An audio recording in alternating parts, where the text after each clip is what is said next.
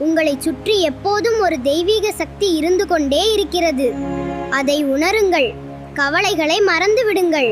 வாழ்க்கையில் சந்தோஷமாக இருக்கிறீர்களா இல்லையா என்பதை தீர்மானிப்பது உலகம் இல்லை, உங்கள் எண்ணங்கள்தான். ஒரு நாள் 2 மனிதர்கள் ஒரே பாதையில் நடந்து கொண்டிருந்தார்கள். அந்த பாதையில் ஒரு பெரிய மழை பெய்து சேறு நிறைந்து இருந்தது. என்ன ஒரு மோசமான பாதை! எல்லாம் சேறு! இன்று நாள் முழுவதும் கெட்டு போய்விட்டது என்று முதல் மனிதன் சொன்னான். அவன் மனதில் கோபமும் வருத்தமும் வந்தது.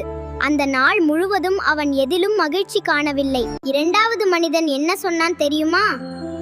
மழை பெய்திருக்கிறது, இயற்கை இன்று அழகாக இருக்கிறது.